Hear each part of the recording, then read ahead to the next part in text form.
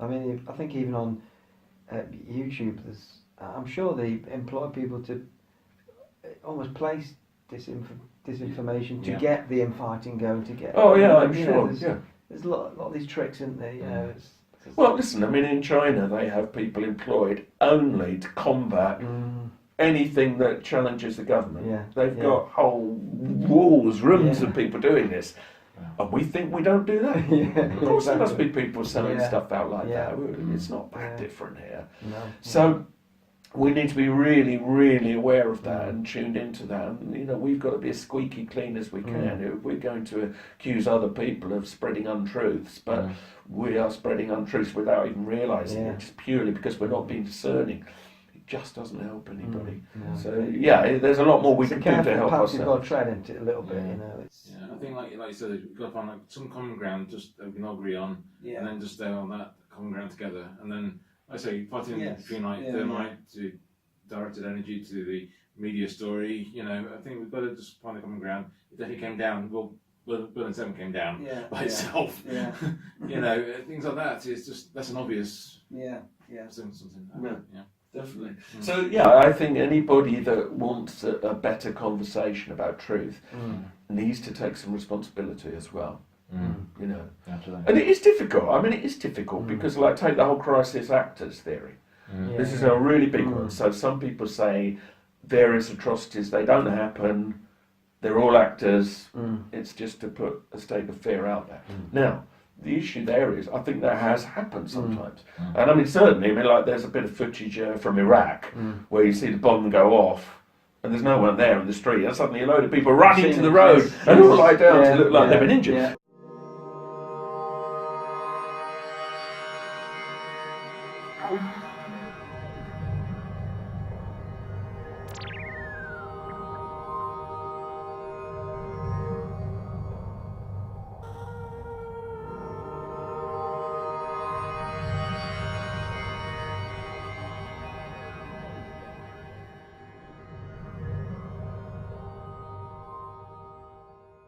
Because there, of course, that helps them. If they get more sympathy and more outrage, you know, with all the factionism there. So, yes, it does happen, and I'm sure it's happened in the West too.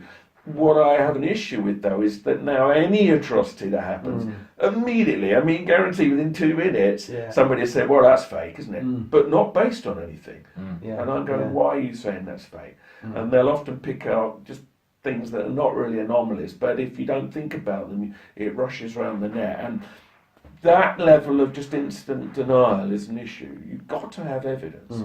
You're going to say something's false flag or crisis actor, fine, but real evidence. You've got to have real evidence for that. And sometimes the scale of the crisis actor kind of scenario that we've been asked to believe in is too big. Because you think, well, you've got not only the victims, you've got to hire people to pretend to be the rescue workers, and then the hospital stuff, and then all the relatives that show up for the funeral. In the end, you go, okay, it's about 2,000 people that have either had to pay or they've mind controlled. But it's a massive exercise. Because the other part of it then says, but then if the people that are, you know, making this kind of stuff happen are as ruthless as we all believe they are, why not just do it?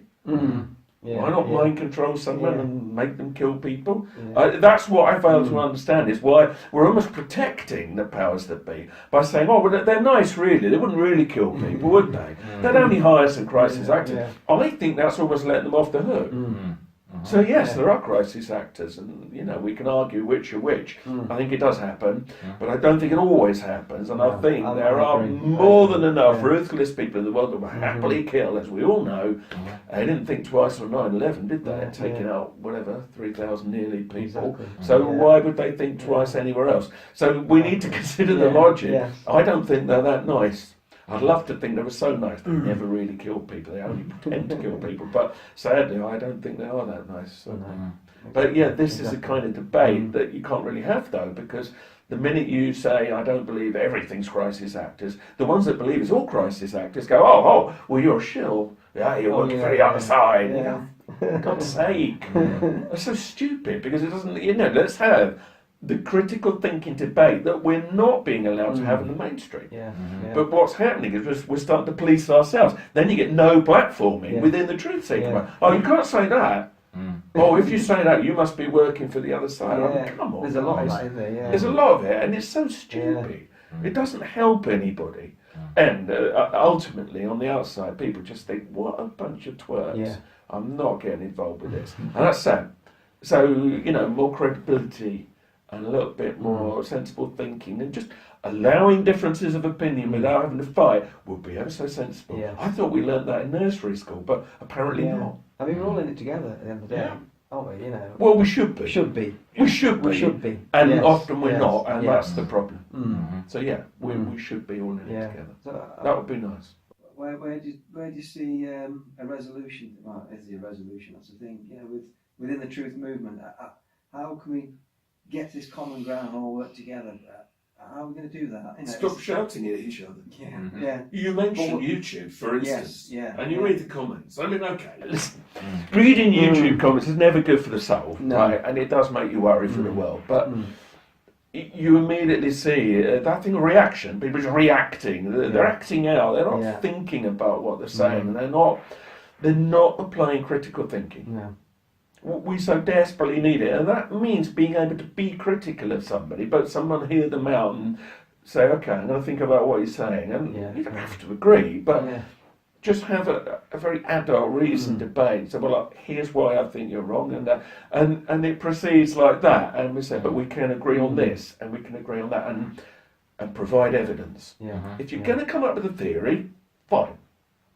Right, although some people even tell me off for using the word theory. So, no, it's not conspiracy theory, it's conspiracy fact. And sometimes it is, but sometimes you go, well, I don't know if that's true or not yet, because I haven't got to the basics of the evidence, so I don't know. So for the minute, I'm going to theorise if that's all right with you. But some people say, no, it's not all right, because they're so convinced everything is a conspiracy. They cannot accept that level of application of thinking, but that's one of my issues. You've got to allow that.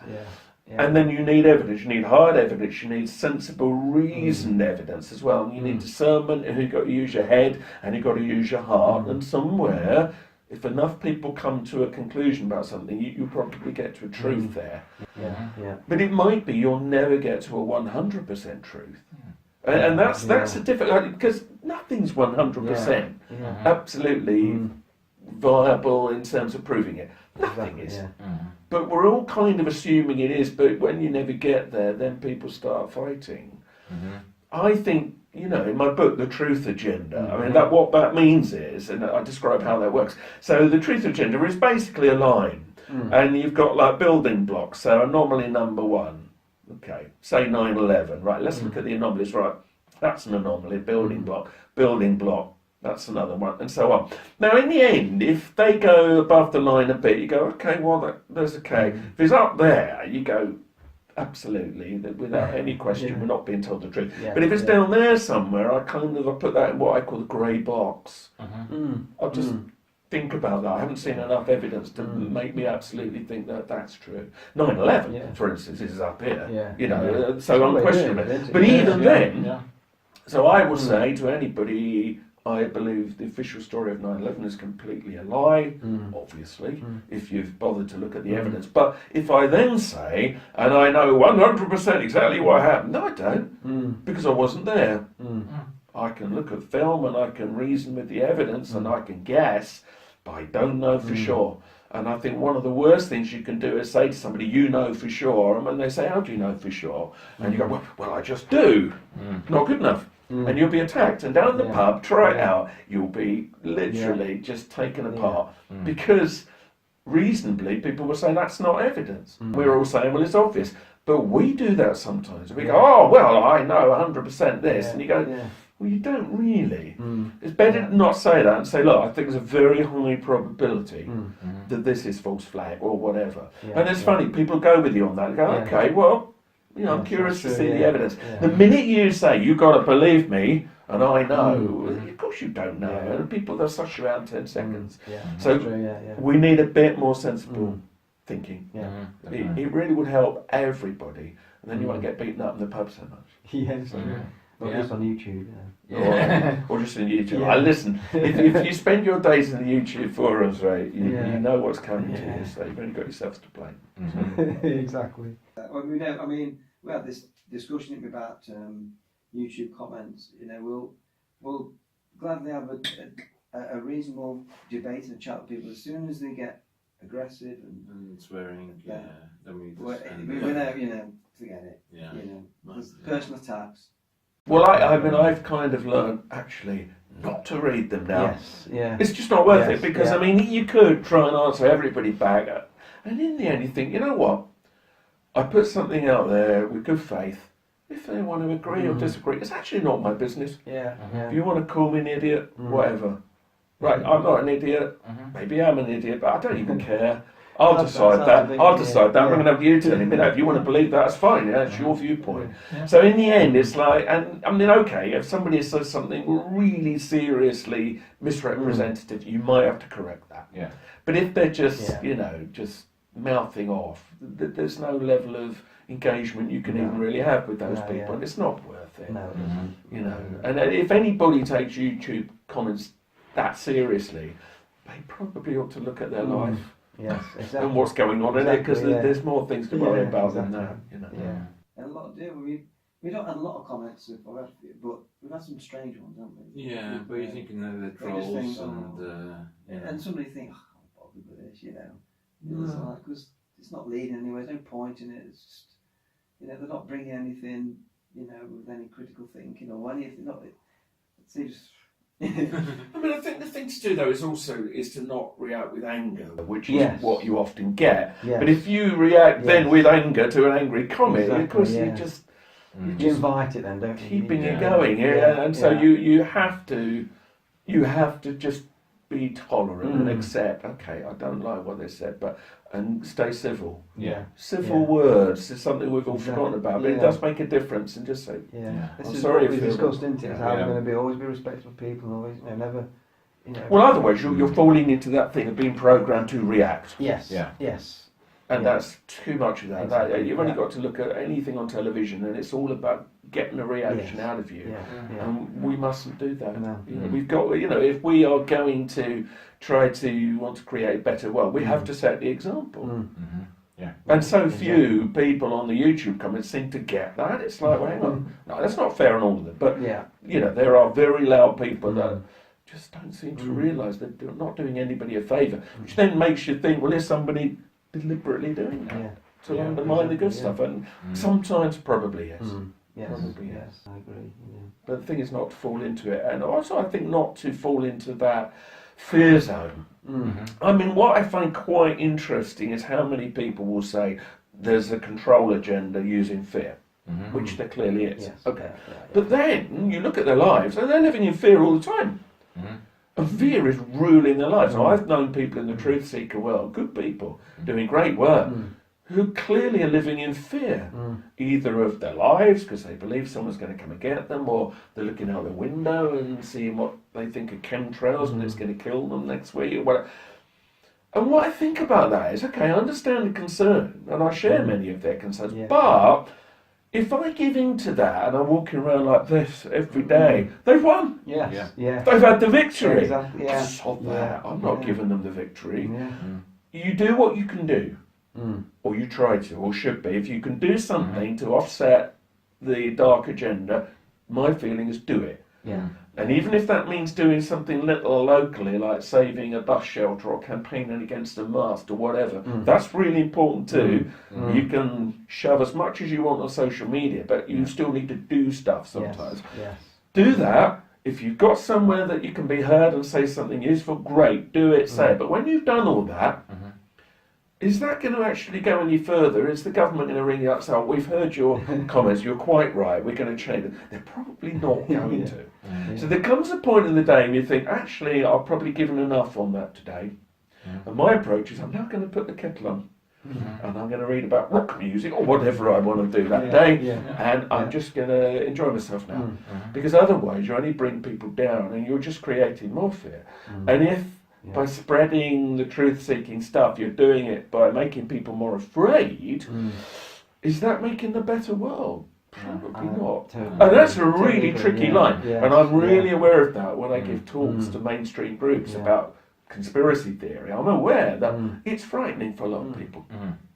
And you have to somehow offset that with optimism and say, but Yeah. I'm just sharing this with you so that there's a wider understanding. And the more people that know, the more we'll turn this around, and maybe it won't be an issue. But if you're just loading it onto them and saying, you know, that everything's absolutely awful and terrible, and it probably always will be, why bother? Yeah. You're actually making life worse for them. This really resonates with us because we're always trying to, make a positivity out of everything, Yeah. because that's it. It's a lot of it is very down. Into Yeah. a lot of people get kind of trapped into that. They do, and it's easily done. And I Easy understand done. how it happens. Yeah. And, you know, you have your moments, but some days then you just think, hang on, right enough. Mm. I'm going to go and have a nice walk and look at the Yeah. flowers, and actually there's still a lot of lovely things in the There world. is. Yeah. That's Yeah. just the thing. It's very easy to get into this fixation that everything's Mm. dark and evil.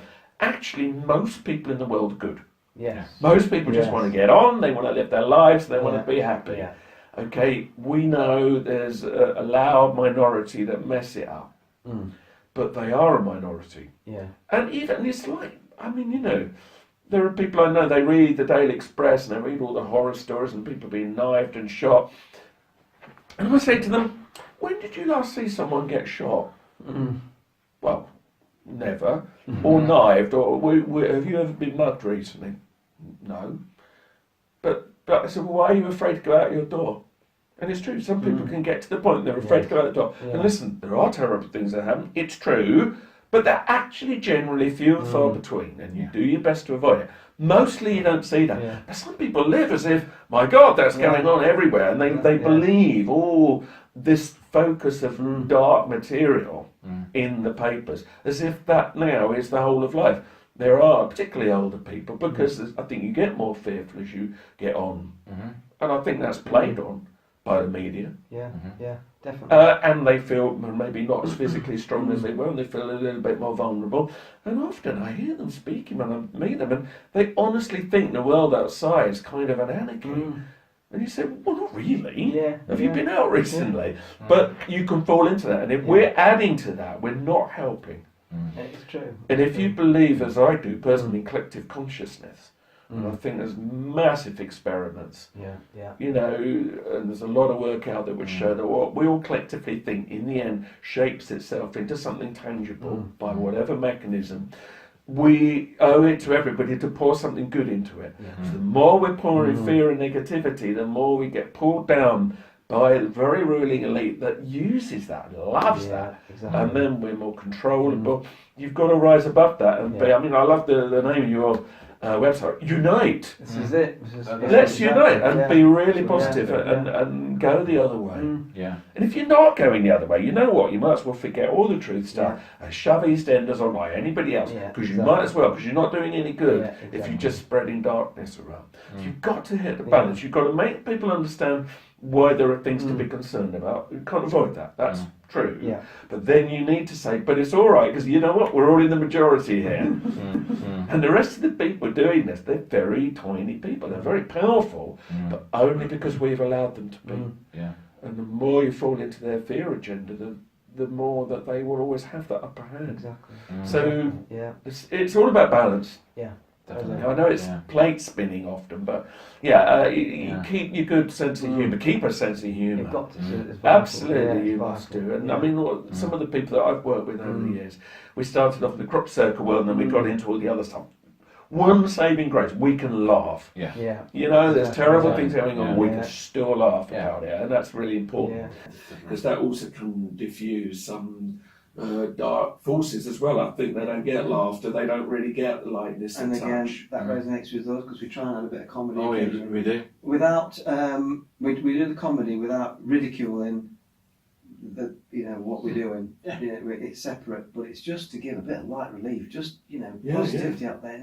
It's and you don't see that a lot, do you? Really? No. And so we'll add a bit of that, because it's Absolutely, it's we crucial. need it. I mean, Yeah, people yeah. that study psychopaths, actual psychopaths, say one of the signs of a psychopath is they don't really get humour. And there's a lot of psychopaths in positions of power. Yeah. But that's that's something that you can use. Yeah. I mean, it's got to be appropriate. It's not, it's not always appropriate, but if it's appropriate, that can be used, I think, to almost kind of undermine them on some energetic, vibrational level, whatever you want to call it. It combats it, and it makes them not so strong. So we need to keep that. And it's not always easy. I mean, I recognise that, and you see terrible things going on. But then again, you look at them and go, "Hang on, I can't see terrible things going on there now." I guess it's I perspective. say we're fed it. It's perspective, because I mean, with the mainstream media, the perspective is all wrong. You know, it's like with the fear of terrorism. You think that terrorism is everywhere, but I think Ken O'Keefe, he mentioned something that you've got more chance of dying in your bath than you have dying in terrorism. So does that stop us having a bath? No. So let's not keep going out. Do what you do. You know. It's, well, otherwise, although, if you believe terrorists are terrorists and whoever's sponsoring that's them, they won again. They've absolutely won. Exactly. Yes. And I think that was the point. Which you can't do that. No. So you're absolutely right. Yeah. I mean, there are so few terror attacks. Really, the ones that we have are really horrible and terrible. Whoever's causing them, right? But they're actually not. No, because you know that every time there's one, it's right there in the news. Every single one, it's right there. You know. But mostly we don't live with that around us. Thank God. And I know there are some countries where they're not so lucky, and there's a lot more of that. But here in paradise, living in Britain, it's not great everywhere. But comparatively, I don't think we realise sometimes what we've got. Exactly, and then it's a beautiful world, really, isn't it? It's a beautiful world. Yeah. Well, bits of it, there's bits you don't want to go to, but it could be more beautiful still with the application of some kind of optimism, I think, and a lifting, and I think that's what we need to work towards. And if the experiments with collective consciousness are right, you only need to reach critical mass. You're never going to change every single person, but if each person does their bit of knocking a few dominoes around them, a critical mass of a certain state of being or a level of consciousness will be reached. And the experiments suggest that suddenly it's like water flowing out of the top of the glass. It just suddenly spreads to everywhere else. How much argued about, but if Rupert Sheldrake and researchers like that are right, there are mechanisms. And I personally think there are. Yeah, I agree. So, that's the thing. So feed something positive in. You sitting by yourself in a room can still therefore do some good. Because what you're thinking might be joining up with something wider and more nebulous. But you sitting there just feeling afraid and crappy probably isn't helping. No. I mean, if you spread positivity, if you're positive yourself, it resonates outwards, So definitely. It's what we're trying to do. It's an energy. It's an energy. Definitely. And it's all negative, then that's all you're going to spread, So. I mean, I even heard recently about someone giving like an idea of on the 11th month at 11 o'clock when it's like 11:11 in our England time, it's like a memorial, isn't it, of war or something. But someone gave the opposite thing and said, why not think positive thoughts on that time rather than thinking like, why not think something positive? And everybody else thinking that, and it might just like give a different energy. I really agree with that. And although listen, I do believe we should remember those that fell in war. I absolutely believe that. But it is interesting, isn't it? Some people that have tried to wear the white poppy, the peace poppy, have got attacked. They're saying, well, that's not proper remembrance. And let's do both. Let's remember those that fell. But I really agree. At that moment, don't just focus on war. Any positive thinker would tell you this. You've got to focus on what you do want. So let's now focus on peace. Let's thank them for what they did, but they did it to bring peace, where they hoped, and so let's give them that. And I do think that, the more we constantly focus on war, we're all encouraged to do that all the time in the news, that's the wrong way to go. Well, that's why they say, don't be anti-war, be pro-peace. It's true, it's true. And all the experiments show, like if you want something like creative visualization. Now I know books like The Secret and that, they get a hard time these days, but I think there's something to it. If you want to create something good, you don't say, right, I really don't want to get whatever disease, and say, I will really want to be healthy. So you're saying the word healthy. You've got Yeah. the word healthy. Yeah. If you say, I don't want a cold, Mm. you visualise the word cold. You visualise the cold. And it puts you into the fear zone. Yeah. So you say, I want to feel healthy. And it probably doesn't always work, but I think it's more likely to work than going down the negative route, definitely. Well, them experiments, didn't they? Love and hate. Yeah, the crystals, Water crystals. crystals, yeah. And it's proven. Well, Well, I wouldn't say that. I wouldn't say it's proven. I It think the seems crystal to. experiments are Yes, interesting. yes. I mean, I do Yes. have a few issues around them. Yes. Maybe we're going off topic here. Yeah, So yeah. this is like Dr. Emoto's work and that, where if you vibrate various different sound waves or bits of music or yeah. through water, and then it crystallizes, you get very sort of unpleasant ones for nasty things and very beautiful ones for nice things. The only thing I would say about that is that in some of those experiments, I think they're forgetting that the experimenter can influence the outcome of it. Yes. In classic quantum theory. I mean, for instance, Dr. Emoto really hated heavy metal music. So when he did his crystal experiment with lovely classical music, which he loved, he got lovely classical sort of looking shapes in the crystals.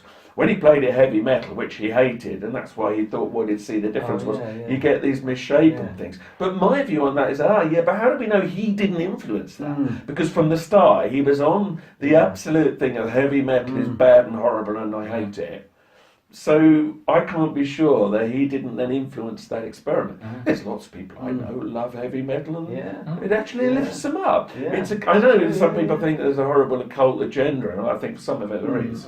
But I don't think for all of it. No. I actually think it can be a release of the dark side of the human consciousness in a positive way. Often if you meet heavy metalers, I met, guys that play bands, they're the nicest people. They're usually very educated because all the dark crap's gone out in the music. They kind of like to put it into fiction, if you like. So I think the absolute assumption that he made in those crystal experiments that it was a bad thing, it just makes, I'm not saying there's nothing to those experiments, but we need to be a little careful. It makes me feel there are things that have not been taken into consideration there. But nonetheless, it's still interesting research. Definitely. That's what I think. Can I ask about the Bilderbergers? And is it sorry? Oh yeah, go on. Yeah, about the Bilderbergers. Obviously, about every year there's a group of politicians and businessmen. They arrive in like one room together and they decide things together. Yeah. What goes off in those meetings, do you think? And is that possibly the Illuminati as well, or is that something completely different? Or what's your take on Bilderbergers? I think again that comes down to what you call the Illuminati. Right. So I don't think that modern ruling elites have a lot to do with the original Illuminati. Do they call themselves that now? Probably not. Right. But let's say they do. Does it matter? Okay. I think you've got a tier of power. As we've seen, it's been there for a long time, but I think it did build up more so from the early 20th century onwards. But it's always been there. There's always been people that control from the shadows. They don't want to be up there on the podiums, but they do want the control. I think what we've got with things like the Bilderbergs is that there are people that they want to obviously talk amongst themselves. They don't think that we are really worthy of hearing what they've got to talk about. It's pretty clear to me that they do influence parliaments around the world. Otherwise, what are they doing this for? And you look at the people that go, very rich, influential people, industrialists, moneyed people, bankers, monarchs go, and people like Murdoch and big thinkers. So they clearly think it's worthwhile. Then you look at our politicians, leading politicians that go to these meetings. I mean, wasn't it? I think it was Ed Balls, wasn't it? And one other MP. Who was the other one? Got questioned about this in Parliament. Blair has been. Well, I'm sure he has. But there were two that actually were questioned about it in Parliament. Kenneth Clark is the other one. And they rather embarrassedly said, it's just a business meeting, But thank God somebody actually made them actually have to talk about it. Because you think, well, hang on, we're effectively paying for this, we the public, for them to go there. But then we're being told we're not allowed to know what they talk about. Chatham House rules. Great, eh? So that's immediately going to lead to conspiracy theories, because you think, well, why can't we hear? And they just say, well, because it wouldn't really interest you. Well, I'd be quite interested.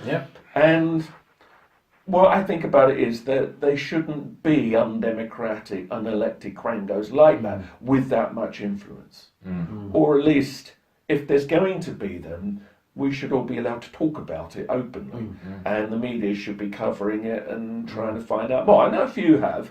What's it? The Guardian, I think, one of the few papers that tried to investigate the Bilderbergs, but they never get that far with it, funnily enough. But at least they tried. Yeah, you've got things like the Trilateral Commission, the Council on Foreign Relations. I mean, you know, these are very powerful people and they have clout. And they're clearly influencing what goes on around the world. And then you get into the occult agendas and you get the Bohemian Club and sacrificing effigies of children to giant stone owls, as we all do, you know. Every day. But that's the kind of thing. And then what annoys me is, and then they get funny when people come up with conspiracy theories. Like, come on, just take it on the chin, be real about it, right? It's a shame more people don't know about it. I mean, there was a fascinating moment about a year or two back on the comedy programme Have I Got News For You?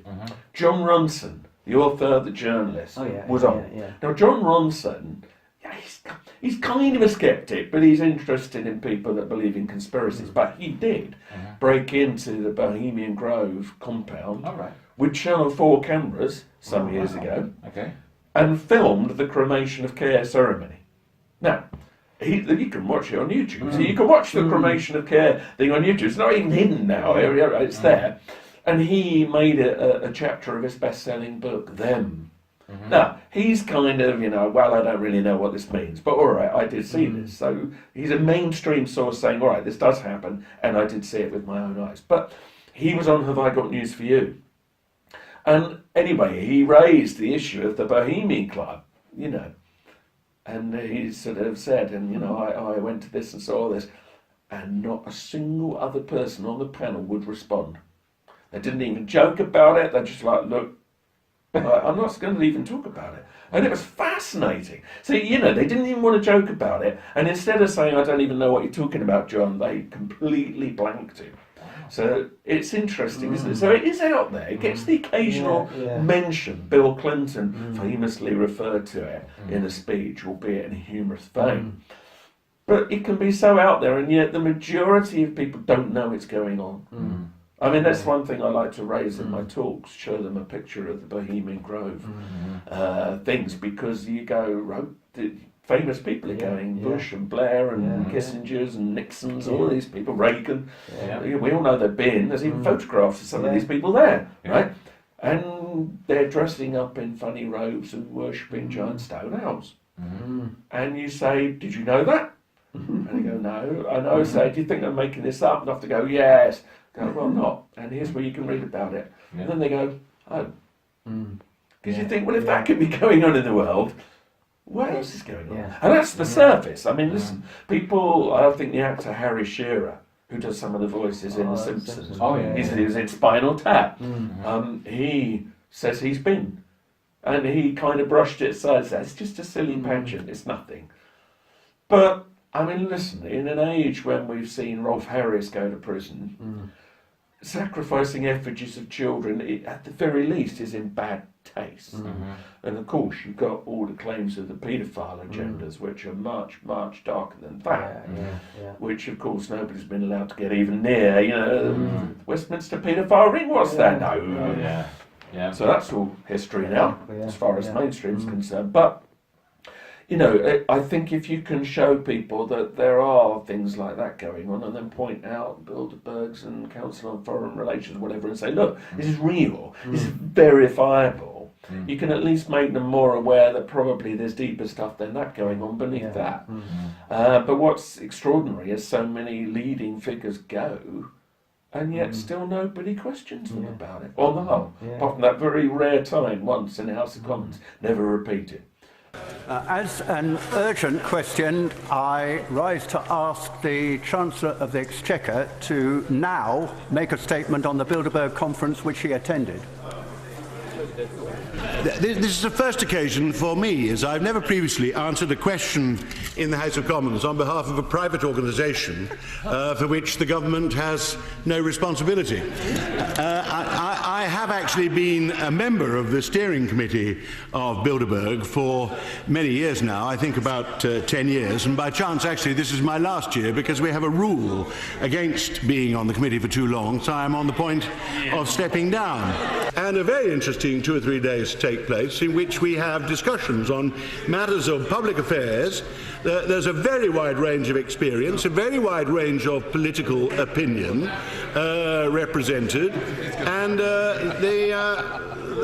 I always find it greatly adds to the depth of my understanding of what is being talked about and contemplated in many parts of the States and in Europe as well.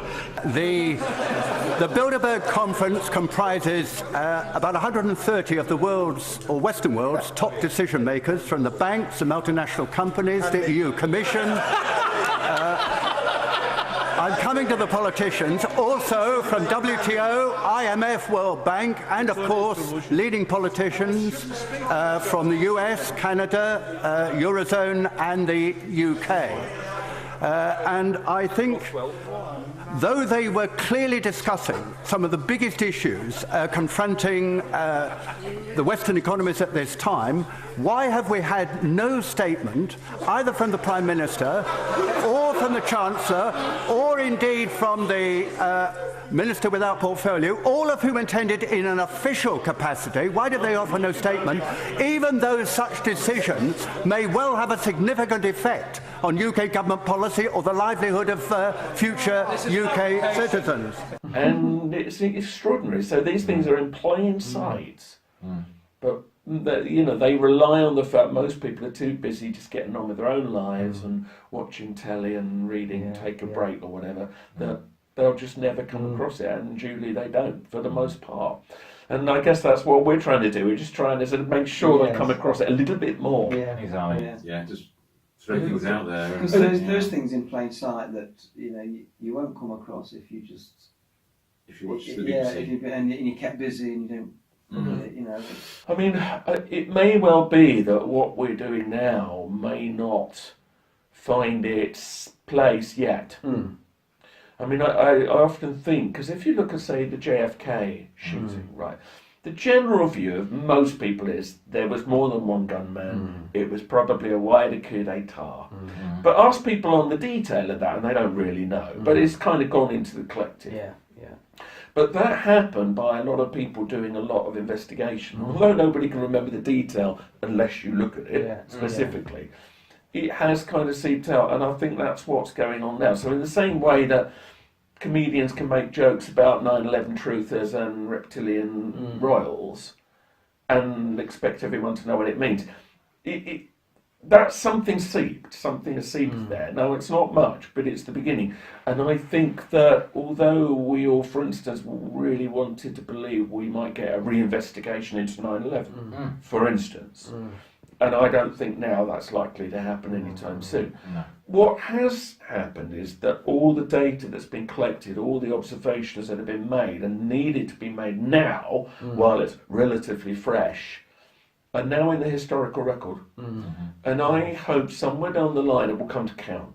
And it might be a long way down, but it will be a bit like JFK, be like, but hang on, you know what? A lot of people thought this, and although they were never given any airspace in any serious way, maybe there was another side we never considered, and you just don't know. Something big could occur in the future, the truth might all out suddenly, and that data was collected then and there, and it might suddenly prove its worth. And because sometimes you can think, God, are we just wasting our time here? But I think the thing is to let go of the hope of an immediate outcome with spreading truth-seeking stuff, and just hope that somewhere down the line you're tipping enough dominoes, you're making little patterns that in the end will imprint themselves. And history will look back and say, yeah, but it's funny, isn't it? There's this here. You don't hear about it much, but look at this lot. And we do that now. We look back at history and go, wow, you discover some group, they were exploring these ideas or that ideas, and it seeps out. And somewhere in the development of human consciousness, it must play a role. And back to collective consciousness, it's in there. The balance has been put in there, even if it's still not what is in the majority view. It's there, and it's part of the fabric of it, and that's what we have to do. So we're kind of soldiering on, knowing perhaps we're never going to see the victory, not in our lives, but we need to do it. I mean, I don't know if you know do you know the story of Fahrenheit 451? So all books are burned. It's illegal to own books because knowledge is dangerous. So you burn books, and you can only get it in sanitized electronic form. But so what happens is, sorry, I'm giving it away, right? Spoiler alert. We'll put it on. It turns out there are people living in the woods who've memorised books. Their whole life's work's been to read it, memorise a book. So it's all held in the mind. So that one day they'll be able to pass on all these wonderful books for future generations. And I kind of feel that's sort of what we're doing now. We are memorising this stuff. We're archiving it now, right? While we can see what's going on, because you never know what's going to happen. It could all get covered up, or the world might turn topsy-turvy. But somewhere later it might come back, and it will find its place. And we just have to be really, really patient. I mean, if you look back at political movements, I mean, in the mid-1800s, you had the Chartist movement. So they were campaigning for like rights and freedoms, and basically, you know, they wanted a better world for the average person. And they held massive rallies, there's early photographs of them and all of that. But they didn't appear to get their wishes met, right? And, you know, some people said the Chartist movement failed. But actually, you then look a few decades on, most of what they wanted did eventually come to pass. Various reform bills and changes in society. And you realise that although they didn't live to see the victory, they sowed the seeds. And that's what we're all doing. We're sowing seeds. And although it's really annoying that you can't seem to get the immediate outcome that you want, somewhere it's going to blossom, I think, somewhere down the line. And even if it doesn't, my God, at least we had a go. It's something and not nothing. Better than doing nothing. And that's the thing. And you hope. And the future's not in our hands to decide. But you hope somewhere down the line it will have value. And that's what drives me on a bad day. Somewhere down the line. I mean, from my end of things, I mean, I had a near-death experience at 14. Oh, well. And I think that's actually now got me to where I am now, at this point, current point. I reflect on it so much, and it's got to me where I said to yourself, you know, it's all to do with like learning and sharing and really getting connection together. That's what my wish is with your planet. You know? So what you're doing now, you're acting on what you've learned from your experiences, and so trying that's to put something good into the network. That's what I'm trying to do. Well, that's what that's what that's what we're here for. We're both off the same page. We're both completely off the same page. We try. I mean, we're aware that, like you said, the conclusions of this may not come. And it will certainly won't come in our lifetime, but that's not why we do it in a way. Like you said, we're sowing the seeds, we're putting it out there, and we'll do all we can. Positive. Spread the word. But it's that thing again of, even if you can only do a little, do a little. Because we're still learning, aren't we? It's still something. Well, I don't mean you specifically, but anybody. If there's one little thing you can do to make a difference, make that difference. You're never going to change the world. As one person, but your one little thing might help the wider cycle that might change the world. And I think in our society, king for a day and everybody wanted to be famous for 5 minutes. I think they can get a false sense of their sense of self. Ultimately, do you remember who won the X Factor 2 years ago? Most people don't. So, but I think we have to learn that lesson too. What we achieve here might not be remembered in its entirety, but somewhere it's there. It's a little brick in this tower which is gradually going up. And I think some people do feel disempowered and they don't know what to do. But even if it's just the way you behave with your family, or the way you raise your children, or just what you do with the way you run your life, that is something too. It's an example to be set. I find it quite interesting, some people that, they shake their fist at the ruling elite and, look at what they're doing to us. But then you look at the way they're living their lives and they're not necessarily setting an example either. We have, I know it's the old cliche about being the change you want to see, but there is some truth to that. I mean, you've got to be different to what you don't like. If you're just, perpetuating that in your own life and being horrible to people and having arguments left, right, and centre and controlling other people, then you're not much better than the agenda that you think you're fighting. So you do have to look at your own life first and foremost, and then maybe in the Rupert Sheldrake morphic resonance kind of theory where that will ripple out and you'll gradually be changing those other people too, who maybe they're just too used to power and control to see it today, but you could wind up with a world, and I get very starry-eyed here, but you could wind up with a world where actually it's not even possible to exist like that, because from the bottom has grown up this, that's not how it should be anymore. And throughout history we've always been under the yoke of powerful people, but I'm not saying that's going to go away anytime soon, but there might come a time where actually everyone looks and thinks, but it's just rubbish like that. This isn't how the world should work. And suddenly people have got enough self-empowerment and enough sense of self to make something of that, and it will click together and it will just suddenly transform. Well, if not suddenly, it will transform. There will be a process that will bring that back. And at the moment we've got like the Me Too movement, which I know some people think is being used for the, progressive liberal agenda and all that. And it probably is getting misused, but there is something under there too that probably needed to happen. There's no question. Women have been treated very badly in history. So that is the beginning of people not tolerating what they used to tolerate. And if you can get more movements like that, where enough people just say, no, actually, we're not going to go along with it or cover it up, that's when it makes people that are still living like that very uncomfortable, and suddenly they're exposed and they're not able to carry on doing that.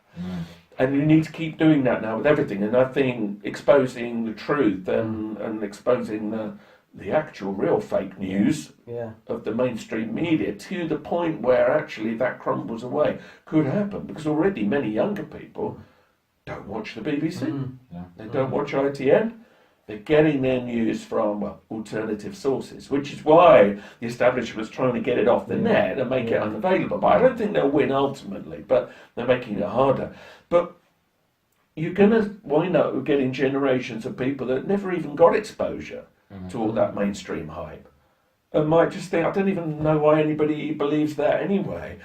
And so we need more and more people like that, with the caveat that what we mustn't do is wind up in what they call the echo chamber, where you just got people just only looking at the news they want, that only believes everything they believe, and then they don't get exposed to anything back to critical thinking that might make them just have to think about why they believe what they believe. That's the danger. When you've only got one source. Now, so much as I find it uncomfortable to have to listen to the mainstream news, I like to keep an ear on it. Because you need to know what is going on there. And sometimes there is real stuff, but equally sometimes it's very obvious not real stuff. But you need both. Otherwise, that's where you get sucked into a world of your own kind of fictional world, and then you lose sight of what might be reality or not. So we need to avoid that. But where it goes in the future, when we grew up, there were 3 channels, 4 channels.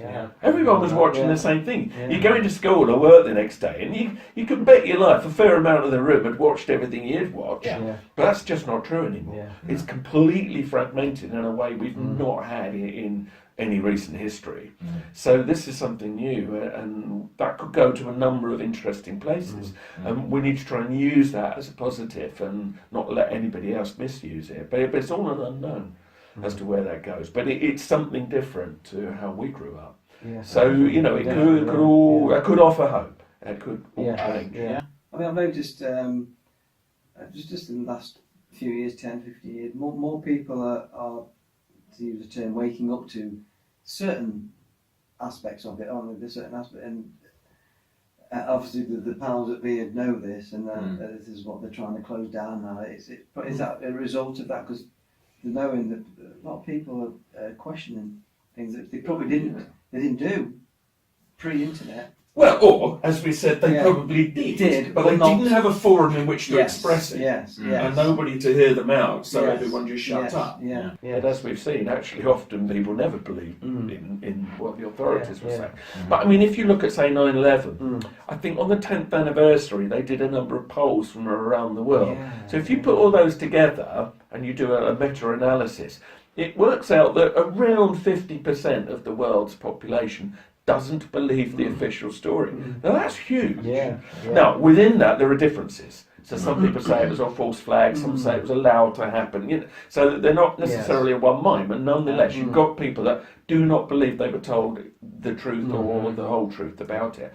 Well, that's fundamental. Yeah. Or like Princess Diana and what people believe about her death. So yes, the inquest says it was a drunk driver, but you know, although these statistics are controversial, roughly speaking, some polls say 90% of British people, don't know about the rest of the world, but British people Yes. believe she was murdered. Yes. Almost everyone I've spoken to about it. Yeah, most people, and I Yes. mean like Yeah. everyday folk. Yeah. And that's extraordinary. So that means at heart we're all conspiracy theorists, Yeah. basically, or we are prepared to be Yeah. when you feel in your gut something's wrong. And like with Diana, immediately there was a feeling of it's just something not right about Yeah, this. yeah. But it's amazing how many perfectly normal, respectable people hold that view. Yeah. So there you go. That immediately shows you that's a whole bunch of people not believing an official story. You get a similar poll result on Dr. David Kelly. Yeah, we talk about that. It was on that, yeah. yeah. Very similar. Yes. Where again, you know, almost the minute you heard the story that he killed himself, you went, no. Yeah, But yeah, not yeah. just conspiracy-minded people. A lot of people think that, and the fact that they've been so evasive in providing the evidence for this alleged suicide, even to the point of several years later, last year, digging up his body and cremating it, Yeah. so nobody can ever have another look. That really is Amazing. desperation, isn't Yeah. it? And they'll say they're doing it to protect the family, but Of course. does that protect the family to have all these conspiracy theories going around? Not really. So, you know, but again, the public response to that tells you that people have strong doubts. Yes. Yeah. They just need a window of opportunity to express them, Yes. basically. Yes. So that's why, although I know we think people often they're shut down, they're very easily led. It doesn't take that much to wake people up. People aren't stupid ultimately. No. Yeah. They just need a kick and of course. And to come out of their laziness, which is not their fault, they're encouraged Yeah. to be lazy Yeah. thinkers, we all Yeah. are. When you come out of that and you start to actually think about things, it becomes hard to go back.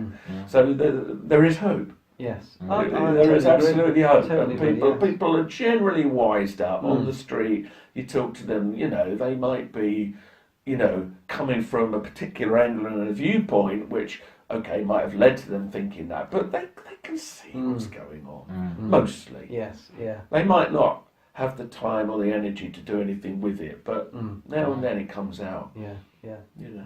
Or like the Brexit vote. I mean, you know, the general view was all right-thinking people, they won't vote for Brexit, will they? Well, actually, most people, all right, not most, a majority, all right, small majority, but it was a majority, surprised everyone. They said, no, actually, I do have a view on this. And the polls haven't really shifted much since, from what I can gather, Yeah. despite all the attempts to do Project Fear or whatever. So, but again, you know, that surprised people, and I think the assumption was they'll just be sheep, they'll go with what they know, they'll go with the safe option, and they didn't. Yeah. Here we are now trying to fudge it. Exactly. But there we are. Yeah. That was guaranteed, I suppose. Well, on that kind of poll. Yeah. I think Yeah. had it been 60-40, it would be in a different setup today. Yes. I definitely. suppose maybe a fudge is what the nation wants. If you get that kind of, all right, it's saying, all right, you better fudge it, you know, Yeah. at least pretend to me that you're trying to listen Yeah, to me exactly. on both sides. So you know, Yeah. what we'll wind up with at the other end of that, I really don't know. But it is interesting how, that they didn't think they had to work too hard to get the yes, let's stay in Europe vote. They really didn't expect the way it went. Yeah, And I exactly. think that was hubris on their part. Yeah. So, which again offers hope. It's I think like ruling I said, elites, they often they're blinded by their own power and hubris, and that can trip them up. Yes. To humanity's advantage, really, isn't it? Thank God. Thank God. Yeah, Exactly. thank God. Yes, And I mean, yes, the other, yes. I mean, okay, we've been talking about divisions in truth groups and that, but there's also divisions in ruling elites. And that's another thing. I mean, in my book, The Truth Agenda, especially, I write about this. If you step back and look at it, they are not all of one mind. And this really offers hope. If they were absolutely all of one mind, this is the agenda, we're all going to do that, and we're working 100% to it, they'd probably win tomorrow. But they don't, because they're human. Yeah. Well, all right, the ones that aren't reptiles.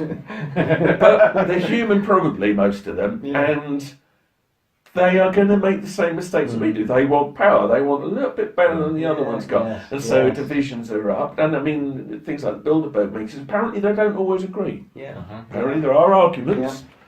Good. Mm. Because that keeps them vulnerable. But we need to learn that same lesson. It makes us Yes, vulnerable. yes. We do the same. Exactly. So, yeah, I think they're nowhere near. I know there are some theories say everything's controlled. They've got it sewn up. They're going. I don't think that that's successful. That's giving them too much power. Okay. I truly think that they are far more vulnerable and prone to mistakes than that. And they do make mistakes, don't they? I mean, if you look at the things that have got revealed, some of it, now I know some people say, you were meant to think that, but I think like weapons of mass destruction, for instance, was just a massive debacle. Yeah. They just thought that nobody would ever think to look, and I don't know what they thought they were doing there. Or, the Hillsborough cover-up, look at all the policemen that thought they could hold that there forever, but in the end the truth out. Or Jimmy Savile. The amount of people that covered for Jimmy Savile, and obviously just thought this would never come out. Here we are today. But some of that's because in the end, somebody comes forward, the divisions begin, and they think, oh, hang on a minute, I'm just going to say what I believe now. And, so they're not united in maintaining these cover-ups and these power grabs, that, and that's a happy thought. Yes. Because that's when it all comes tumbling down. And you have to never let them get that united. I sometimes feel they get almost a bit cocksure as well with some things they do, and that they can. We're really seeing that at the moment. Yeah, And at the moment, yeah. I mean, literally, you can hear, as I say, on the radio, especially Radio 4, but the TV too. You can hear the manipulation. You can hear the so obvious propaganda. Once you spot it, and it's like, tick that box, there's another one. They're almost not hiding it, but again, the danger for them in doing that is in the end people cotton on, and more people cotton on than again perhaps we think. They go, hang on a minute, I just feel like I'm being hit over the head to believe a certain viewpoint all the time here, and people turn against it. And so they're being very obvious at the moment, and the new Cold War and that. But interestingly, although just in the last few days we've been involved with some bombing raid on Syria because of a gas attack, the polls still say most British people don't want us to be doing bombing raids. Our Prime Minister's led us into a bombing raid and didn't put it through Parliament. That's going to cause some fuss. Exactly. Because they haven't learned the lesson, you see. No. Look at the damage that caused. Why should we I mean, how many people like Tony Blair these days? Exactly, He might get paid 10 grand to go and speak at a conference here and there, but how many people like Tony Blair? Tony, if you're listening, people don't like you. And that's because you're a liar and you're horrible. But there's lots of other people that are going to fall into that trap, I think. And when it gets to that stage, that's when you just have to hope they never learn. Right, because that's when things start to open up. And if the people that can see the other side of this can be united and strong, they'll get in. Because once something is fragmented, you only need one knife jammed in and it shatters. And if we're strong, if the knife is not strong, that'll shatter. It's a really obvious metaphor, isn't it? But there's truth to it. It is definitely. So the stronger we are, and just the more resolved we are, and patient, and kind, and sensible, it could all turn around. And again, maybe not tomorrow, maybe not next week, but it could. Exactly. Because their hubris might trip them up badly. Let's hope. Let's hope. I think that's a positive. Or That's positive. Or it won't crumble overnight, but as I say, it'll just change gradually to the point where actually the way they're running is just not acceptable. It becomes obvious, it just doesn't really And a lot of work. people will feel that, won't they? That this is just not acceptable. Most people. I mean, obviously, now we're talking very much from a Western perspective here. Yes. Now, I recognise if you go to China, a lot of people actually quite like authoritarian government, and Russia as well, to some extent, because it's what they've known. Right, and democracy to them is a very early experiment, or not being experimented with at all. No, we do need to remember that, because there are some people that actually don't think that what we've got here is the right way forward. So maybe there's a third way forward that's got to be found somewhere that, I don't know, appeases all sides of this. So I know we're thinking in a very Western way here. They might not even want the kind of freedom that we want, but you have to hope that eventually the human race just gets to, again, a sensible realisation. Actually, look, this just makes sense to have this, and this makes sense to have that, and nobody needs to abuse it. Let's just all just get on and sort it out. And you know, this might be a dream, but better to have a dream than just a nightmare.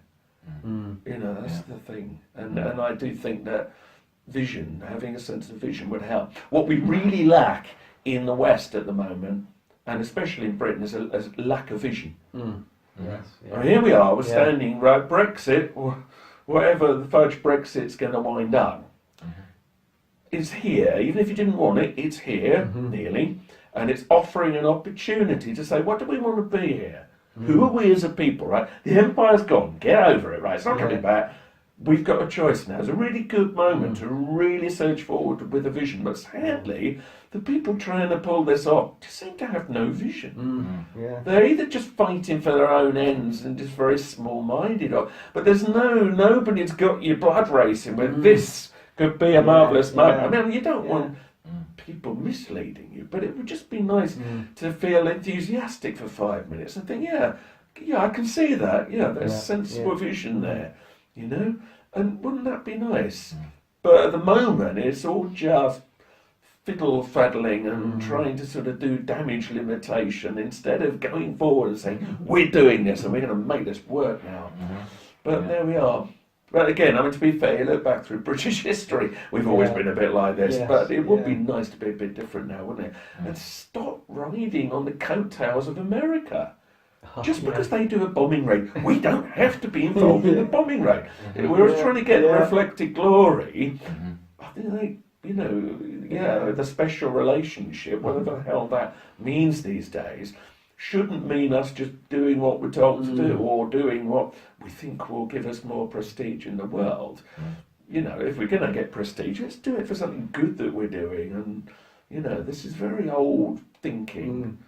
Everything's a very old mentality way of doing it at the moment. It's true. I mean, everyone moans about the ride on the Americans' coattails and doing exactly what they say. You know, it's a shared frustration, isn't it? I mean, of course, the other view is, but New World Order doesn't even see borders anyway. We're not in the West. I mean, and you think, President this is doing that and Prime Minister this doing that. Listen, all the big decisions are being made from the shadows anyway, which is probably by and large true. But that said, I do think politicians at the top do make a surface difference. And I think, because I know there is one view that they're all puppets and they don't matter. I don't really go with that.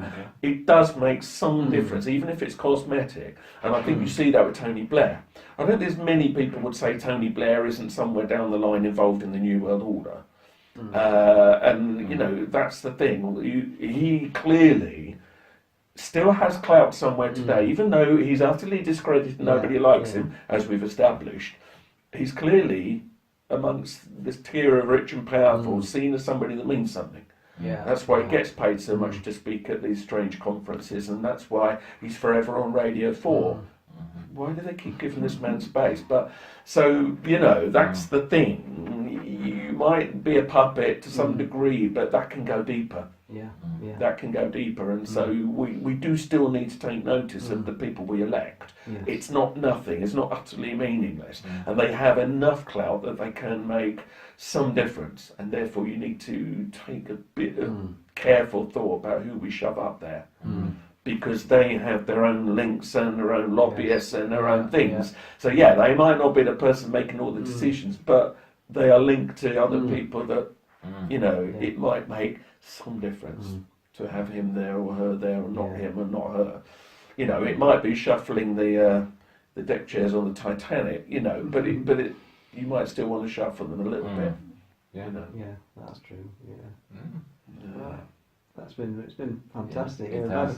really delved into the really good areas there. You know. Yeah. We've probably covered everything really, haven't we? Yeah, But whether it means anything else from it, I don't know. Yeah. But hopefully, but again, look, if anybody's watching this, it's just to think and discuss. It's fine. Exactly, Say it's a lot of yes. rubbish. That's fine. But do think and apply some critical thinking. Do what you want to do, but yes. get out there and That's all we're asking. get this kind of discussion going Yeah. in the pubs and workplaces and on the bus. Yes. That's what needs to happen because that'll Exactly. make a difference. I totally agree. Couldn't agree Spot more. on. Couldn't agree more. Oh, thank you very much for inviting us. Pleasure. Yeah, thank you, Andy. Yeah. Thank you. Thank you. Thank you. Brilliant. Hello, and thank you very much for watching the video. Really hope you enjoyed it. If you did, and I hope you did, please give it a little like, and of course, subscribe to our channel. We also have our Facebook account. Information is below. And the ways you can fund us is also down below. And remember, let's unite and not to fight. And together, we can unite this planet better. Thank you very much. Bye-bye. Bye-bye.